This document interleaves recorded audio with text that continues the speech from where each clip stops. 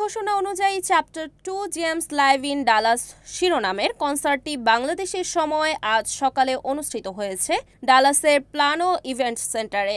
প্রবাসী বাংলাদেশের উপস্থিতিতে দিনটি স্মরণীয় করে রাখতে আয়োজকদের পক্ষ থেকে কোনো ঘাটতি ছিল না। কনসার্টটি নিয়ে আয়োজকদের একজন সাজ্জাদুল ইসলাম বলেন, এর আগে যুক্তরাষ্ট্রে অনেকের কনসার্ট হয়েছে, কিন্তু এত বড় আয়োজন বাংলাদেশের কোনো ব্যান্ড নিয়ে কেউ করতে পারেননি।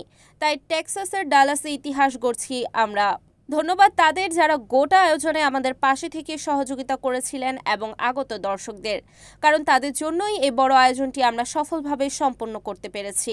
এর আগে ব্যান্ড নগর বাউল 2023 সালে যুক্তরাষ্ট্রে কনসার্ট করতে যায়। সেইবার দেশটির 10 রাজ্যে 10টি শো করার কথা থাকলেও এই সঙ্গীত সফরে সব মিলিয়ে 25টি শোতে পরিবেশন করে ব্যান্ডটি। এদিকে ডালাস কনসার্ট শেষে নর্থ আমেরিকান ফেস্টিভ্যালে গান গাইবেন জেমস। সেখানে জুলাই, 25, 26 ও 27 এই 3 দিন কনসার্ট করবে তার দল।